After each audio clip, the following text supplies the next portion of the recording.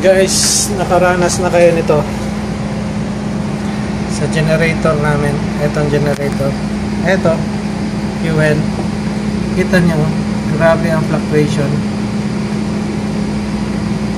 Yung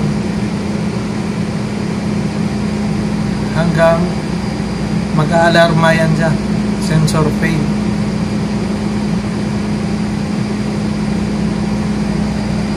Basta ganito BMW, meron kasing ibang design. Papakita ko sa inyo. Nakailang palit na sila ng pressure niyan, pressure transmitter. Yan, bago rin yan. Pero pag sinimulate mo ng yung transmitter papunta dito 4 to 20, okay naman siya. Kahit pressure hand pump, okay. Okay. Ngayon, ituturo ko sa inyo pinaka madaling pag-ayos niya. Okay, marami na rin silang na-stock dito na old but good pa yan. Tapos sinalpa ko yung luma, binalik ko yung luma, tapos tinago ko yung bago, ilinis ko na lang. Then kasi kinabangan pa yung luma, okay pa yon. Tingnan natin dito, buksan natin yung cover. Ito yung ipapakita ko sa inyo, importante to. Yun, Danfoss ang brand. Kadalasan ganito ang Danfoss PT400 fuel transmitter. Ito yung needle valve nya, kinlose ko tapos binuksan ko lang konti. Yung sa insulation nya walang seal pat. Okay? Yan yung luma, binalik ko lang.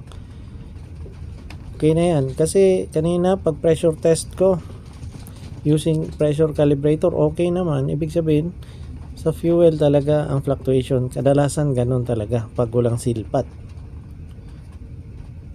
Na-encounter ko to every sampa ko na barko na ganito ang mga generator. Ito din, continuation nya, close ko rin mga 30 to 20% para mag-stable lang yung pressure.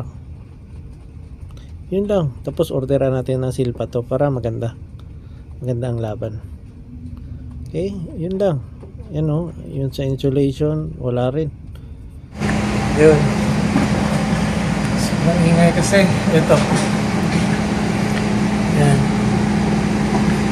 Yung piniga na natin, sobrang liit lang.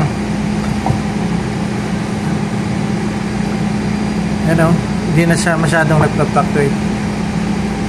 Makikita mo rin dun sa pressure gauge na actual, yung ganun siya, yung pitik, parang nagba-vibrate yung pointer. Yun, pero orderan ko rin ng seal pat yan, kasi maalala nyo sa ibang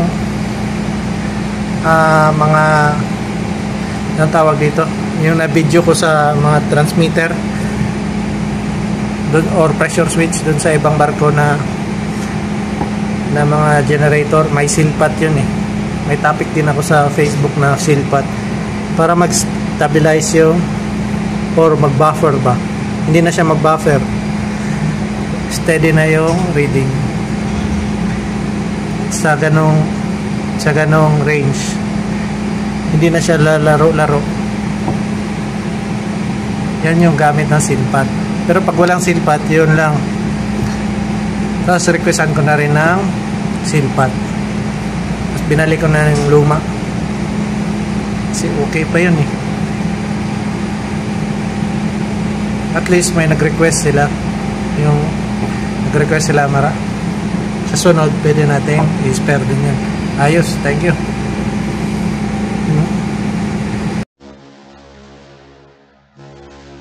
If you learned from this video, please like, share and subscribe, and don't forget to hit the bell for more updates. Also follow us on Facebook Barco TV. Thanks for watching.